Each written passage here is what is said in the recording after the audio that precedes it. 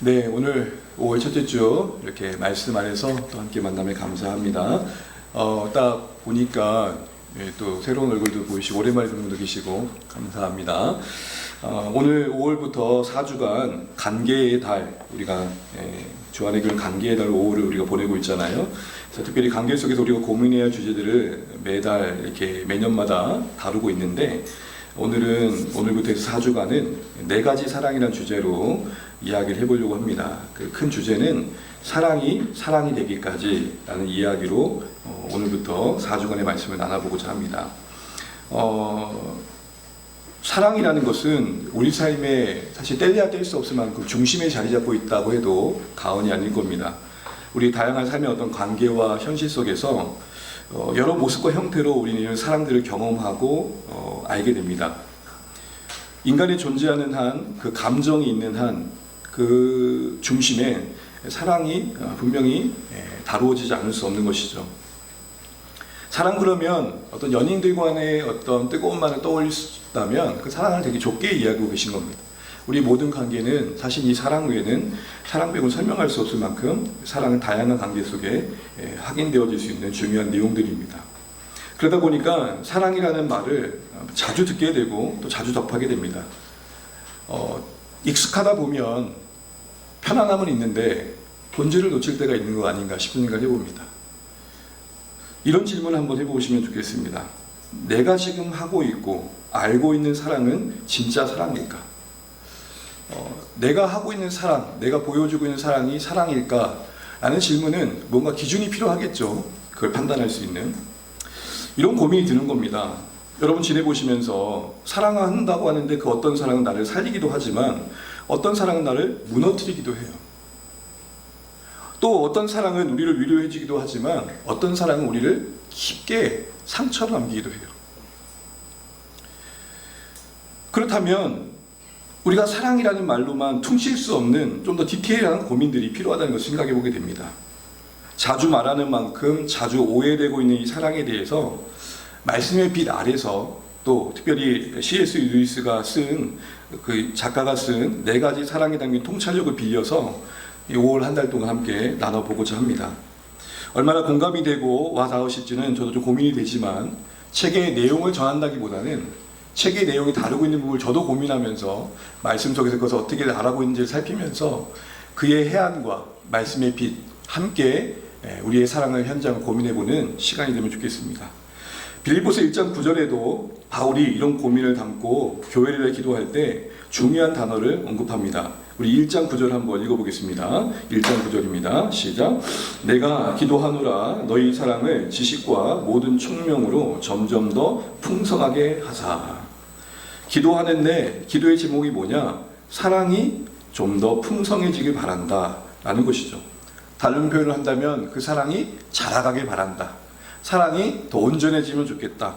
그 사랑이 너희들 가운데 흘러갈 때 아름다운 열매를 맺혀가면 좋겠다. 이런 언급일 겁니다.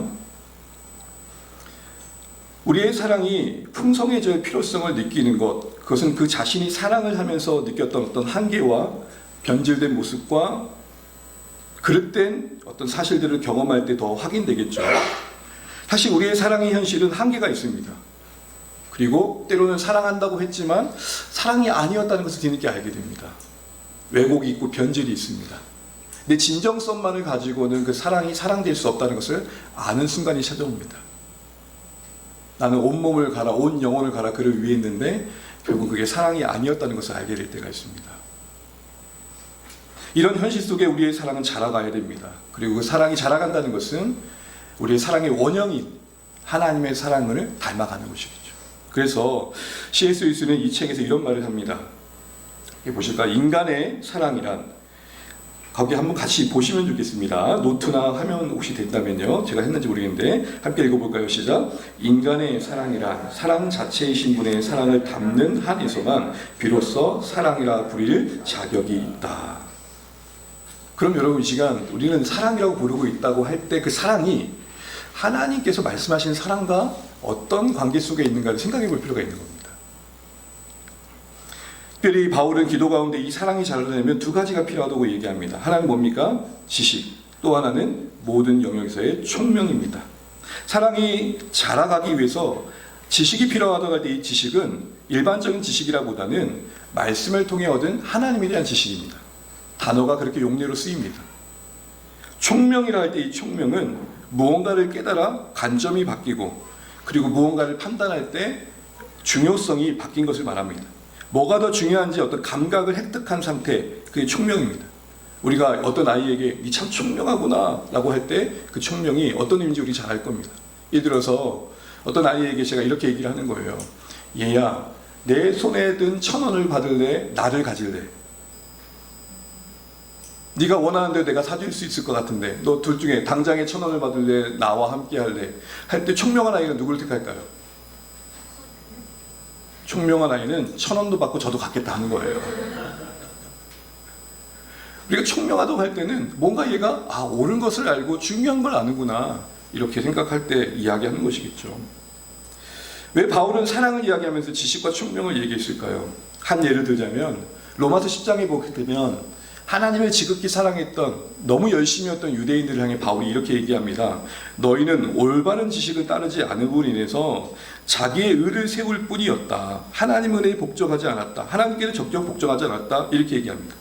로마서 10장 2절 3절을 보게 되면 너희는 정말 하나님의 사랑도 열심을 내고 있지만 그 사랑이 지식이 없으니 방향이 없고 합당한 총명함이 없으니 순종이 없더라. 이렇게 얘기를 하고 있는 거예요. 그러니까 뭐만 있는 거예요? 유대인 입장에서 사랑하는 뜨거움만 있는 거예요. 열렬함만 있는 거예요. 이런 지식과 총명이 그러기에 이 말씀의 근거에서 필요함을 알게 됩니다. 우리 사랑이 갈 길을 찾고 내용을 온전히 담아내기 위해서는 하나님의 말씀에 대한 지식이 필요하고 또 주의 도우심 가운데 그 말씀 속에 근거해서 사랑이라는 게 어떤 것을 요구하는지를 바로 아는 헤아림, 판단, 그런 총명이 필요한 것이죠. 그러면서 이렇게 또 덧붙입니다. 그 사랑이 그 지혜와 지식과 총명과 함께 풍성해지되 어떻게 풍성해질 구합니까? 점점 더 풍성해지길 구합니다. 이 점점이란 말은 우리의 기대를 조금 실망스럽게 합니다. 우리는 기도할 때 하나님 저에게 사랑을 주세요 라고 기도하고 눈을 뜬 그 순간 내가 사랑을 구하는 대상이 갑자기 좋아 보이길 기대하시죠. 절대 그렇지 않습니다. 하나님 옆에 눈물 흘리는 동안에 은혜가 있어서 내가 용납해야지 하고 눈을 뜨는 그 순간 그 면상이 나를 실망케 합니다.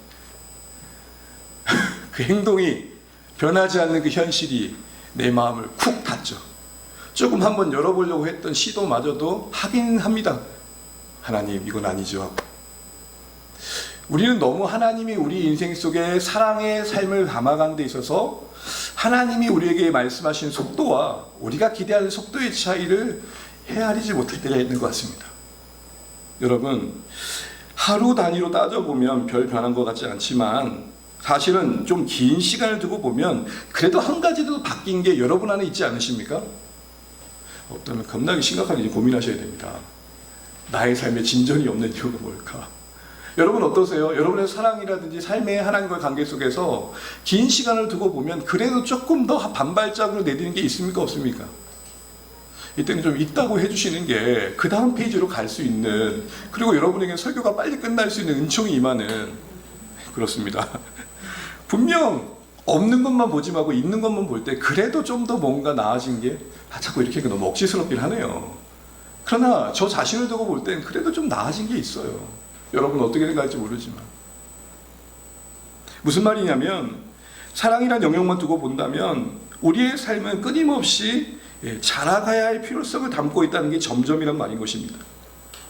단 한순간 획득하여 얻을 수 있는 그 어떤 고정된 자리가 아니고 지켜야 할 자리이며 더 한 걸음 더 내뎌야 할 자리라는 겁니다. 부흥의 한 번으로 우리가 바뀌던가요?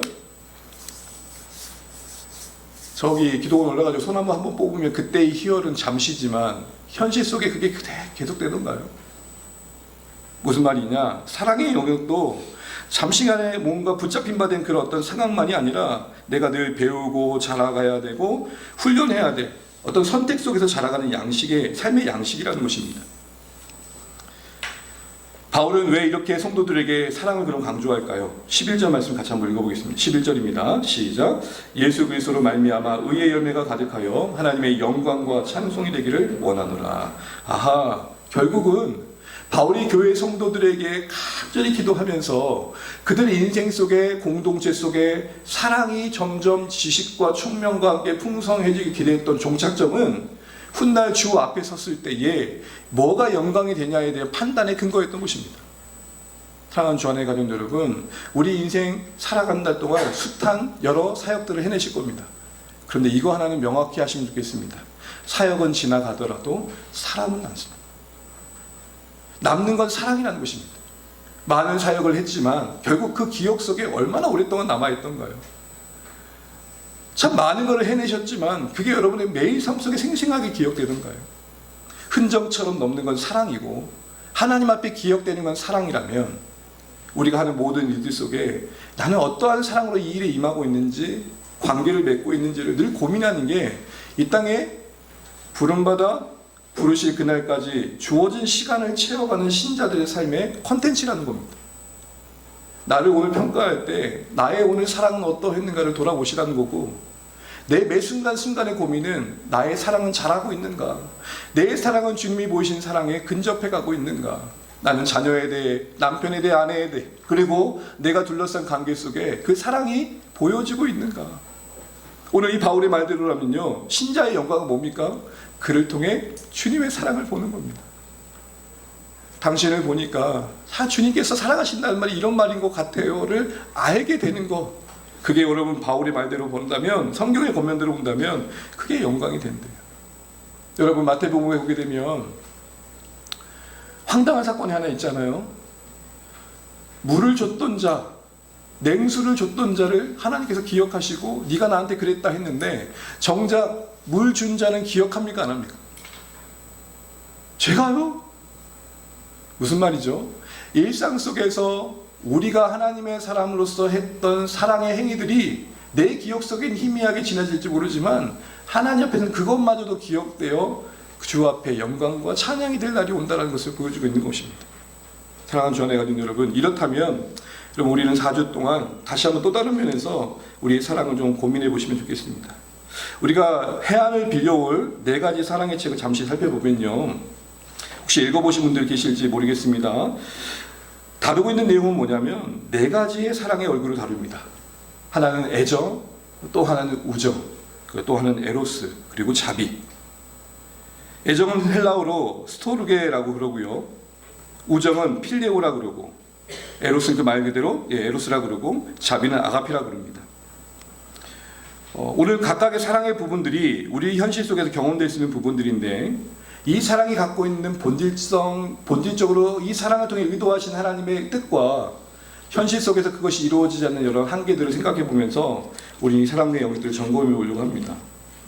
루이스는 이런 사랑의 영역들을 이야기하면서 각 영역마다 공통적으로 지적하는 게 있습니다. 그게 뭐냐면, 사랑들 중엔 어떤 것은 그냥 두면 선하지 않다는, 사랑들은 어떤 것도 그냥 두면 선하지 않다는 겁니다. 자연스럽게 그 사랑의 본질을 지키는 사랑은 없다는 거예요. 가장 자연스럽고 친근한 애정의 사랑이 집착이 되는 경우가 있고, 우정이라는 어떤 공통 방향을 향해 나아가는 사랑이 배타적일 수 있고, 열정적인 그 낭만의 사랑이 그 사랑 그 자체가 신이 되어 우상이 될 수가 있고, 심지어는 하나님에 대한 사랑마저도 오해되어 우리를 그릇된 방향으로 가게 할 수 있다. 지금 그 얘기를 하는 겁니다. 이건 뭘 보여주는 겁니까? 매 순간 우리의 사랑의 영역이 점검되어야 된다는 겁니다. 그래서 C.S. 루이스는 이런 말을 합니다. 이게 어떻게 보면 이 책에 내내 흐르고 있는 문장 중에 하나인데요, 이것도 같이 한번 읽어보면 좋겠습니다. 함께 읽죠. 시작. 사랑이 신의 자리를 차지하면 그것은 파괴적인 힘이 된다. 사랑이 신이 되면 악마가 된다. 와, 저는 이 문장을 보고 참 이 사람 해안이 대단하다 싶었어요. 하나님은 사랑이시죠. 우리는 그 하나님을 닮아 사랑을 배워갑니다. 그런데 사랑이 펼쳐진 현실을 보게 되면 사랑이 신이 될 때가 있다는 말입니다. 이 말이 뭘까요? 하나님 없는 사랑을 한다는 겁니다. 그 사랑이 하나님 안에서 간섭받고 보호받고 격려받기보다는 사랑 그 자신이 주체가 될 때가 있더라는 것입니다. 사랑이 신의 자리를 차지했다, 이 말은 하나님이 계신 자리를 찬탈했다는 겁니다. 그 사랑의 모습이 하나님의 뜻 안에서 통제받아야 되고 지도받아야 되고 격려받아야 되는데 제멋대로 흐르고 있더라는 것입니다. 그 사랑이 하나님보다 앞서서 그 사랑의 본래의 선함을 잃고 결국에는 도끼가 될 때가 있더라는 것입니다. 여러분, 뒤에도 한번 다뤄보겠지만 어느 누군가가 지극히 자신을 불태워드린 사랑을 보면 우리는 뭐라고 표현하죠? 참 숭고하다라고 이야기를 합니다. 그런데 그것이 그런 사랑이 신의 영역, 하나님이 계시는 자리에 떡하니 자리 잡고 있으면 어떻게 될까요? 그 순전해 보이는, 숭고해 보이는 그 희생의 사랑이 실제적으로는 하나님 보실 때는 안타까운 사랑이 될 수가 있고, 정작 그 사랑을 경험하고 있는 사람들에게는 괴로움이 될 수도 있더라고요. 사랑이 하나님의 자리에서 내려와 하나님의 다스림을 받고 하나님의 뜻대로 그 사랑이 경영되어져 가야 되지 않는 한 그 사랑은 본래의 모습을 잃기가 쉽다. 여러분, 이거를 기억하시면서 오늘 각각의 영역을 사랑을 나눌 때, 야, 진짜 그렇구나. 여러분의 경험 속에서 확인되는 것들일 것입니다. 다시 한번 보면서, 아, 나의 사랑은 하나님 다스림을 받고 있는가? 아니면 그 사랑이 내가 되어 나는 그 사랑을 무언가를 얻고자 하고 있고 확인받고 싶어 하고 있고 그 사랑이 신이 된 인생 속에 있지 않는가? 생각해 보면 좋겠습니다. 오늘은 스토르게로 알려진 애정에 대한 이야기를 해보려고 합니다. 이 애정은 다른 말로 말하자면 자연스러운 익숙함과 친밀함 속에서 만들어지는 사랑이라 할 수 있습니다. 성경에 대표적으로 여기에 나오는데요. 로마서 12장 10절 한번 읽어볼게요. 시작. 형제를 사랑하여 서로 우애하고 존경하기를 서로 먼저 하며. 여기 우애라는 단어는 우정이라는 단어와 스토르게, 그 우리가 말하는 애정과 함께 있는 겁니다. 그러니까 벗들 간에 나누는 깊은 애정이라는 말입니다. 좀 더 풀어보자면 가까운 관계 속에 있는 형제들 속에서 주고받는 따뜻한 다정한 사랑이라는 의미를 갖고 있습니다. 이 의미를 더 확실하게 하기 위해서 디모데후서에 보게 되면 이 단어, 애정이라는 스토르게라는 단어 앞에 부정을 의미하는 아가 붙은 하나 단어가 오는데 아스트로게라는 단어가 나온 데가 그게 무정으로 번역이 됩니다. 디모데후서 3장 1절 3절 같이 한번 읽어보겠습니다. 너는 이것을 알라. 말세에 고통하는 때가 이르러 사람들이 자기를 사랑하며 무정하며. 무정하다는 건 아스트로게예요. 애정이 없는 상태. 달리 말하면 그 가까운 관계 속에서 기본적으로 따뜻한 정서가 무너진 사실을 말하는 것입니다. 비정함. 자, 이런 정의를 가지고 다시 한번 정의를 해본다면 부모와 자녀 그리고 형제와 자매 또 어떤 형태든 오랜 시간 동고동락한 관계 속에서 자연스럽게 조성되어지는 정서적인 유대감, 그 따뜻함을 뭐라고 말하냐? 스토르게라 말하는 것입니다. 연인과의 사귀를 비교하자면 연인과의 사이는 두 사람의 친밀함이 어떤 특별함이 있다면 이 스토르게는 좀 더 넓은 보편적인 의미가 있는 것이죠. 둘만의 어떤 구별된 사랑이 연인의 에로스적인 사랑이라면 이 스토르게는 내란 존재가 살아간 동안 만날 수 있는 숱한 사람들과 관계 속에 만들어지는 그 어떤 것이고, 저를 두고 보자면 제가 누구를 만나든 그분의 인생을 따뜻하게 바라보는 눈빛을 말하는 것입니다. 나에게 스토르게가 있다는 것은 누구를 만나든 그 인생 전반이 헤아려지고 그의 삶을 바라보신 하나님의 시선과 동일시되어서 따뜻하게 바라보는 것입니다. 여러분, 말로만 해야만 말이던가요? 이 비언어적 요소가 우리 관계에 힘들게 할 때가 얼마나 많아요. 여러분, 거울을 한번 잠시 보세요. 여러분의 눈은 생각보다 더 많은 걸 말할지 몰라요. 우리 어머니들이 뱀소리를 잘 내죠. 그러면서 이 학과 함께 뭐가 바뀌죠? 눈이 바뀌어요. 애들은 눈의 메시지를 다 알아먹어요. 저게 공부하라는 뜻인지 나가라는 뜻인지 밥 먹으라는 뜻인지. 이 눈은 비언어적 요소이지만 상당히 많은 걸 말하는 거죠. 바로 스토르게는 바로 그런 모든 걸 포함하는 것입니다. 이 스토르게가 우리 가운데 보편적으로 작동하면 우리 삶은 딱 따뜻해집니다. 대한민국에 이 스토르게가 가득하다면 참 힘들지만 따뜻할 것 같아요.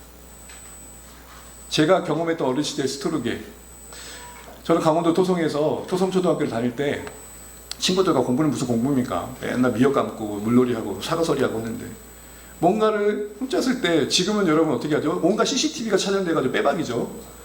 지금 그때는 걸릴 때가 있대 걸리지만 어르신이 혼내긴 하지만 물건을 서리를 했어요. 서리를 했는데 그거를 다시 주면서 다음엔 그러지 말라고 한 개를 더 얹어줘요.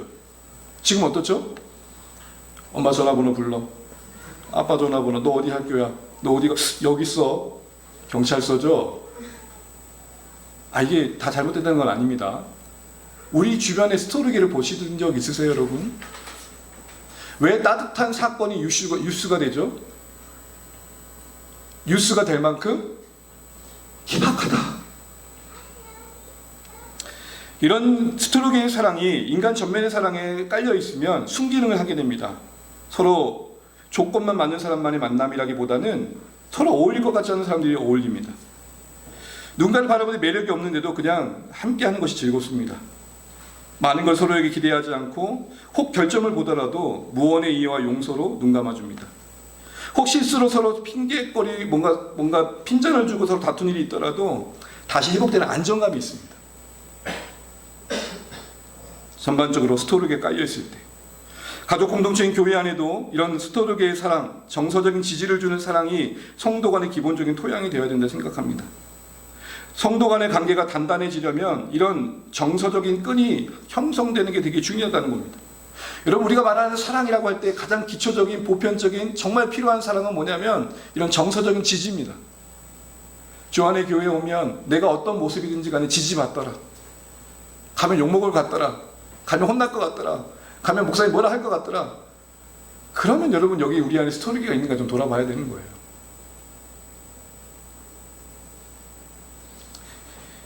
스토르게의 이 정서적인 끈이 공동체에 온기를 더하는 것이죠. 어떤 우정이라는 게 공감에서 만들어진다면, 어떤 에로스라는 게 매혹에서 시작된다면, 이 애정은 동고동락하면서 웃고 즐기면서 때론 서로의 실망스러운 모습을 보고 나면서 생기는 자연스러운 서로를 향한 신뢰의 모습인 것입니다. 어떤 반복되는 동영 속에 자연스럽게 우리 안에 시작되는 거예요. 설명할 수 없는 거죠. 특별히 많은 대화를 나누지 않았지만 함께하는 동안 서로를 지켜보면서 또 서로 보고 나누면서 만들어진 어떤 신뢰라고 할 수 있을 것입니다. 그런데 여러분, 오늘 루이스는 이런 애정이 자연스럽게 형성되는 것만큼이나 너무 자연스럽게 문제를 드러낼 때가 있더라는 겁니다. 그러니까 자연스럽게 우리에게 찾아와서 자연스러운 만큼이나 친숙한 만큼이나 생기는 문제가 있는데 두 가지를 크게 얘기합니다. 첫 번째는 그 자연스러운 형상 중에 익숙함 중에 이 편안함과 격이 없음이 지나쳐서 소통의 부재와 더불어 무례함을 볼 때가 있다는 거죠. 소통의 부재는 관계의 게으름입니다. 무슨 말이죠? 아이고 알겠지, 뭐 이해하겠지, 우리 뭐 나비가 뭐 이런 식인 거죠. 모르는 사이도 아닌데 나는 어떤 전제 아래서 필요한 이야기를 못 나눠주는 상황들이 생기는 겁니다. 더 나아가서 더 중요한 것은 무례하게 되더라는 것입니다. 표현되지 않은 관계는 시들게 되어 있습니다. 그리고 진정한 애정은, 진정한 스토르게는 상대에게 상처나 모욕이나 굴욕감을 주고 싶지 않는 마음을 지키는 것입니다. 그래서 루이스는 이런 재미난 표현을 씁니다. 같이 한번 읽어볼게요. 애정관계란, 시작. 애정관계란 편한 옷을 입을 수 있고 서로 편하게 대해도 결례가 되지 않는 관계입니다. 그러나 편한 옷을 입는 것과 똑같은 옷을 냄새가 날 때까지 입는 것은 별개입니다. 참 이럴 때마다 참 대단한 학사다 싶은 생각이 들어요. 편안한 옷을 우리 입어야 돼요. 그런데 이 옷을 맨날 입는 거예요. 냄새 날 때까지. 편함이 지나치면 냄새가 나겠죠. 바로 이런 부분들에 대해서 오늘 CS는 다루고 있고요. 상당히 많은 부분에 우려하는 부분은 바로 그 다음 부분입니다. 그건 다른 게 아니라 자연스럽게 형성된 유대 관계가 타인에 대해서 권력이 되는 경우가 있다는 것입니다. 그 익숙함 속에 타인을 통제하고 소유하고 그 타인을 자신의 만족의 관계로 만들어가는 성향이 자연스럽게 만들어진다는 거예요. 쉽게 말하면 이런 겁니다. 내가 너를 사랑하니까 나는 너의 삶에 간섭할 권리가 있어. 난 너를 위해 기도해주고 있는 사람이니까, 나는 너와 함께하고 있는 사람이니까 너의 인생의 모든 문제에 나는 개입할 수 있다고 생각해 라고 얘기합니다. 더 쉽게 말할까요? 난 내가 너를 낳았어. 엄마 아빠가 너를 낳았으니까 너에게 내 뜻을 이야기하고 내가 바라는 바를 이야기하는 것은 무리가 된다고 생각하지 않아. 다른 얘기를 해볼까요? 오랜 친구 사이에 야, 너와 내가 보낸 시간이 얼만데, 내가 널 얼마나 아끼는데 너 그때 왜 내 편 안 들어줬어? 이런 생각들을 나눕니다.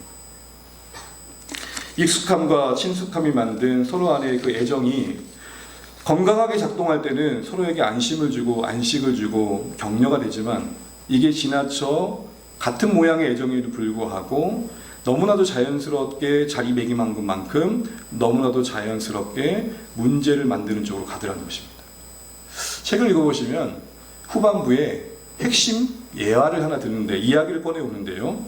이 이야기는 어쩌면 오늘 우리가 다루고 있는 이 애정에 가질 수 있는 문제점을 아주 잘 드러내주고 있다고 볼 수 있습니다. 여러분, 제가 이야기를 쭉 풀어갈 테니까 한번 들어보시면서 한번 공감되는 부분은 그렇구나 라고 생각해 보시고, 아니 나의 애정, 이 나의 보편적인 관계 속에서 맺고 있는 이 스토르게가 제대로 작동되고 있는지를 한번 점검해 보시면 좋겠습니다. 내가 하고 있는 사랑이 진짜 사랑이었나 한번 돌아보시면 좋겠습니다. 이 피제트 부인의 이야기가 등장하는데 주제는 모성애입니다. 모성애도 어떻게 보면은 크게 보면 스토르게죠. 부모와 자녀 사이의 스토르게가 모성애죠. 근데 모성애를 예를 드는 이유는 이 애정이라는 이 스토르게라는 사랑 뒤에 감춰진 인간의 본성을 통찰하기 위한 이야기였습니다. C.S. 루이스는 어머니의 사랑은 훌륭함을 인정합니다. 얼마나 아름다운지도 인정합니다.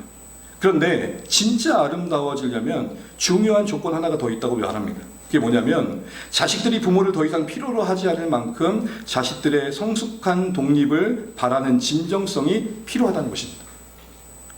부모라면 마땅히 그런 거 아닌가 생각할 수 있을 것입니다. 그런데 이제 제가 말씀드릴 이 피제트 부인의 이야기를 들어보면 그렇지 않을 수도 있겠다라는 생각들을 해보게 됩니다. 몇 가지 이야기해 보겠습니다. 피제트 부인이 세상을 떠나게 됐습니다. 책에 나온 내용입니다. 그런데 가족들이 너무 밝아졌습니다. 여기서부터 뭔가 심각함이 느껴지시죠? 남편의 얼굴에는 그늘이 사라졌고 몸이 약한 줄 알았던 딸은 승마를 배우고 집에 붙어 있지 않았던 큰아들은 집에 들어와 정원을 손질하고 심지어 외출 금지되었던 개마저도 멍멍이마저도 동네를 돌아다닙니다. 이렇게 되면 여러분, 이 부인이 생전에 뭔가 큰 문제가 있었던 것처럼 여겨지시죠? 전혀 그렇지 않았습니다. 오히려 지극정성 헌신적이었습니다. 피제트 부인은 늘 자신을 가족을 위해 산다라고 말하고 그렇게 살았습니다. 모두도 우리 엄마는, 우리 아내는 정말 희생적인 아내이며 정말 헌신적인 어머니다라고 이야기했습니다. 부인은 집안의 모든 일들을 도맡아 있습니다. 빨래도 혼자 도맡아 있습니다. 끔찍할 정도로 그렇게 했습니다. 누군가 한 사람이라도 집에 오면 올 때마다 그 식구를 위해 따뜻한 점심 정식을 차려줬습니다. 한 여름밤에도 늘 따뜻한 음식을 차려줬습니다. 여러분, 우리는 어떻죠? 밥상 시간 지나면 어떻게 해요? 없어. 국물도 없다고 알아서 해. 편의점을 가든 뭘 하든. 뭐 나만나 모르겠다. 들어봐라 라고 하잖아요. 이 어머니 그러지 않았어요. 한 여름밤에 시원한 냉면이 땡길 때도 따뜻한 탕을 갖다 줬대. 찬 음식을 좋아한다고 그렇게 눈물까지 글썽이면서 항변했지만 소용이 없었어요. 왜요? 어머니 입장에서는 이 아이는 따뜻한 걸 먹어야 되는 거예요. 그녀는 자기 가족을 위해 사는 사람이었다고 4번 이야기하며 그렇게 했어요. 밤늦게까지 귀가하지 않은 식구가 있으면 그 부인은 항상 늦게까지 기다립니다. 새벽 2, 3시라도 상관없었어요. 식구들은 일이 있어 늦게 들어올 때마다 자신을 기다리고 있는, 근데 그 표정은 힘없고 창백한 피곤한 어머니 얼굴 볼 때마다 무언의 압박감을 느끼는 거예요. 너 또 늦게 올래. 가족들은 그녀의 모든 것을 말릴 수 없었어요. 자신들은 원하지도 않은 일들을 자신들을 위해 할 수 있도록 기회를 내어드렸어야 했어요. 자신들은 바라지도 않은 일들을 자신들을 위해 할 수 있도록 시간을 내어드려야 했었어요. 이런 어머니였고 이런 아내였는데 세상을 떠난 뒤에 그녀의 가족들이 평안을 되찾게 된 것, 이 역설을 우리는 어떻게 해석해야 될까요? 모성애가 있었지만 앞서 말씀드린 것처럼 그 모성애에 빠진 한 가지가 있었는데 그게 바로 뭐냐? 그 모성애가 지극정성이긴 했지만 앞서 하나의 조건이었던 자기 자신이 빠져야 되는데 거기에 자기 자신이 들어간 거예요.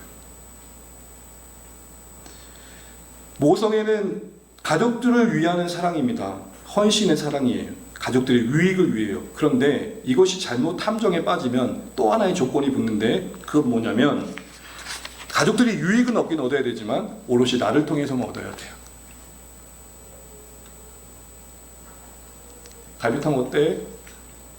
실수로 어제 그 친구 집에서 먹는 것보다 조금 맛이 좀 없긴 한데 괜찮네? 네, 끝나는 거야. 네. 그때부터 뭐라고 얘기했었어야 돼요? 비교할 수 없습니다. 이 여인은 책에 그런 내용이 납니다. 자신을 혹사하면 혹사할수록 불평하는 부분도 있지만 너무 좋아합니다. 그 마음속에 이런 소리가 들리는 데 했거든요. 내가 이렇게까지 하는 걸 보면 나는 가족들을 사랑하는 게 정말 틀림없어. 다들 그렇게 생각할 거야. 가족이 자신을 필요로 하는 상황들 속에 만족을 얻습니다. 더 나아가서 가족들이 나를 필요로 하는 상황을 만들어갑니다. 그리고 강요합니다. 이런 상황이 되다 보니까 자식들이 가족들이 자기를 필요로 하지 않는 상황이 생길 것을 두려워하고 그것이 자신의 존재감을 잃어버리게 하는 이유가 되기 때문에 계속 바쁘게 움직입니다. 자기가 필요한 존재가 되기 위해서. 나는 자식에게 필요한 존재였고 자식은 내가 없으면 안 되는 존재라는 것을 확인하기 위해 움직이다 보니까 혹여라도 가족과 자식들이 그런 모습들을 비추게 되면 더 이상 안 도와주셔도 돼요 라는 말을 하게 되면 견딜 수 없는 무력감을 느낀 것입니다. 이런 가정에서 가족 안에서 애정은 미움으로 바뀌게 됩니다. 어머니의 그 기극한 헌신은 좀 더 완고해져서 자신의 뜻대로 뭔가를 만들어가려는 변질의 모습이 나타나게 됩니다. 더 지배하려는 욕구가 나타나는 거죠. 내가 사랑하니까, 내 가족이니까, 내가 엄마니까 그들의 삶에 간섭할 권리는 당연히 있지 라는 마땅한 착각 속에 계속 거하는 것입니다. 이러한 필요의 사랑에, 다시 말하면 타인을 필요로 해서 그것으로 그 필요를 채우는 것으로 자랑하는 이 필요의 사랑에 빠진 이 피로감은 그의 어머니의 삶을 지치게 했던 것이죠. 그러나 포기할 수 없었던 건 그게 자기를 살게 하는 이유이기도 했기 때문입니다. 그래서 요즘 우리식으로 말하면은 아이고 시집장가 다 보내라고도 끝이 없네요. 애들 봐야 되고. 안 힘드세요? 힘들죠. 그래서 어떻게 해요? 나 없으면 나 못 보는데. 그런 말을 하는 거죠. 힘들지만 그 안에서 자기의 존재감을 찾는 겁니다. 이런 애정이 쌓여가다 보면 자신에게도 상대에게도 독이 됩니다. 모성애가 이 피제트 부인과 같은 함정에 빠지지 않기 위해서 C.S. 루이스는 필요한 거 한 가지 다시 한번 이야기합니다. 그게 뭐냐? 포기를 위해 사랑할 줄 알아야 한다는 것입니다. 사랑의 대상이 잘 되는 것, 성공하는 것 자체로 고마운 것으로 끝내야 된다는 것입니다. 그 일을 통해 자신을 뭘 얻었느냐라는 조건이 따라붙게 되면 더 이상 그 순전한 사랑, 헌신적인 사랑은 그 자신의 올무가 되며 또 다른 가족들에게 고통이 될 수 있다는 것입니다. 그래서 긴 이야기로 이런 얘기를 합니다. 여러분 글을 한번 보십시오. 제가 읽어볼게요. 주는 일에, 나누는 일에 진정한 목표는 받는 사람이 더 이상 받을 필요가 없는 상태가 되게 하는 것입니다. 우리가 아이들을 먹이는 것은 머지않아 그들 스스로 먹도록 하기 위함입니다. 이처럼 선물의 사랑에는 막중한 임무가 주어져 있습니다. 이 사랑은 포기를 위해 일해야 됩니다. 자신이 불필요한 존재가 되는 것을 목표 삼아야 됩니다. 그들에겐 내가 더 이상 필요 없어 라고 말하게 되는 시간을 보답으로, 보상으로 여겨야 합니다. 어떤 맥락인지 아시겠죠? 여러분 제가 지금 말씀드리는 것은 우리의 지극정성의 헌신을 다 싸잡아 매도하자는 게 아닙니다. 우리 내면의 세계 속에 혹시 나의 이 지극히 나를 나누고자 하는 마음의 중심에는 마치 부모가 자신의 자식을 먹고 산다고 내 안에 하나님은 없고 그들을 먹어야만 사는 어떤 허한 마음에 쉽게 깔려있지 않는지는 돌아보자는 거예요. 이게 부모와 자녀의 관계 있습니까? 모든 관계 속에서도 이 스토르기가 제대로 작동되지 않을 때는 언제냐면 내가 그 타인에게 했던 사랑으로 내 존재감을 확인해서 나를 지켜보겠다는 생각을 할 때가 많습니다. 여러분 우리가 함께하면서 우리가 모두에게 어떻게 다 잘할 수 있어요. 그리고 모두에게 어떻게 상처 한 번 안 받을 수가 있겠어요. 그런데 이런 거죠. 그 상대를 통해서 자신을 확인하고 했던 사람들은 욕 한 번 안 들으려고 해요. 혹이라도 욕 한 번 들으면 인생이 무너지는 거예요. 관계가 깨어지게 돼요. 혹시라도 또 그런 일이 생길까봐 두려워하는 거예요. 그럼 여러분 이해는 되지만 그 사람이 또한 움직여 품을 수 있는 그 영역이 소외돼 버려요. 그건 목회자인 저 자신도 마찬가지예요. 목회를 하다 보면 사람들과 관계 속에서 진짜 좋은 목사로 보여지고 싶겠죠. 근데 여러분 이게 제 마음의 동기가 되잖아요. 그래서 성도님들이 우리 목사님 훌륭해 이게 제 마음을 잘 잡고 있잖아요. 저는 빗절해질 것입니다. 끊임없이 그것을 확인하기 위한 몸부림에 허덕일 것입니다. 우리가 사랑한다는 것은 내가 쓰임받은 그 상대가 전적으로 나와 상관없이, 나의 그 어떤가 상관없이 대단해지는 것만으로 나도 기뻐하고 그것으로 족할 줄 아는 자리에 내가 설 줄 아는 것입니다. 그 필요의 사랑에서 그렇게 순전한 사랑이 되기 위해 필요한 건 포기할 줄 아는 거죠. 근데 이게 쉽지 않아요. 그래서 윌슨이 이렇게 말합니다. 자연스러운 사랑은 자연스럽게 천사가 되지 않는다. 절제받지 않으면 괴물이 될 수 있다. 그래서 애정은 애정보다 훨씬 높은 차원의 사랑, 곧 하나님의 사랑으로부터 간섭과 통치를 받아야 제대로 된 애정의 사역을 할 수 있다라고 말하고 있는 것입니다. 이제 말씀을 믿겠습니다. 사랑하는 주안의 가족 여러분, 우리의 애정은 어떻습니까? 여러분의 스토로기는 건강하십니까? 혹시 포기하신 건 아닙니까? 몇 번에 걸친 상대방의 반응과 태도 속에 우리는 그 스토로기의 사랑을 포기하진 않으셨습니까? 그 친숙함이 때론 좋았지만 이제는 그 친숙함 때문에 생긴 아픔이 우리를 좀 짓누르고 있지는 않으십니까? 하나님 우리의 이 스토로기 현장에서 겪는 이 모든 온갖 것들을 어떻게 다루기를 원하실까요? 우리의 사랑은 이 스토로기뿐만 아니라 하나님 사랑 안에서 온전해질 수 있다는 분명한 신뢰를 가지고 날마다 그 사랑의 빛 아래서 온기를 품고 공급받아야 됩니다. 여러분 집에 나름대로 여러 가지 의료기구도 있을 거예요. 그러면 가장 심플한 거, 이렇게 팩 같은 거 4, 5분 정도 전자레인지 이빨에 돌리고 난 다음에 처음에 어때요? 에이 뜨거라. 그래가지고 어떻게 해요? 하죠. 그리고 여러분 그거 하루 종일 가던가요? 그럼 어떻게 해요 여러분? 여보 대표와 이러던가 자기가 가시던가 뭐예요? 다시 전자레인지에 넣어야 돼요. 우리는요, 우리 안에 친숙한 관계 속에 보였던 따뜻한 표정과 선대의 마음은 늘 지킬 수 있을까요? 우리가 스스로? 우리의 스토로게가 진정한 자리매김을 하려면, 내 스토로게가 상대방의 반응에 좌지우지 되지 않으려면, 또 내 스토로게가 그 상대방에게 드려진 헌신만큼 보상이 되지 않으려면 나를 흡족히 채워주시는 하나님의 사랑으로 내가 충만해지는 것들이 필요하다는 것입니다. 부모인 제가 자녀들을 통해 내 존재를 확인하면 안 된다는 것입니다. 나도 하나님 앞에 자녀로서 사랑을 받아야 된다는 것입니다. 내가 하나님 앞에 자녀로서 사랑을 받지 않고 자녀인 내 자녀에게서 사랑을 먹고 살려면 힘들어요. 다행히 자녀들이 성품이 좋고 잘 훈련되어 가지고 부모의 마음을 잘 알아주면 좋겠지만 그런 자녀가 얼마나 있어요. 우리 집에 저도 그랬을 거예요. 저희 어머니 아버지에게. 그래서 여러분 요한일서 4장 19절 말씀이 우리에게 준 도전이 있는 것입니다. 같이 한번 읽습니다.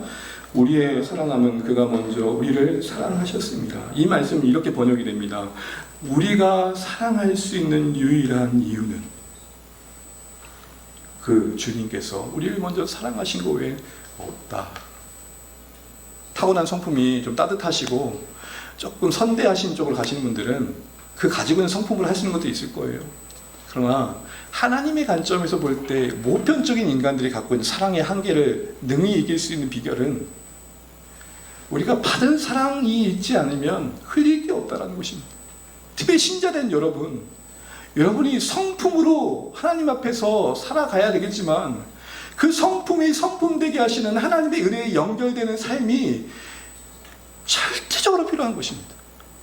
그 하나님의 사랑이, 그 아가페가 우리의 스토로게를 자리매김하게 하고 균형을 잡아주고 자라가게 하기 때문입니다.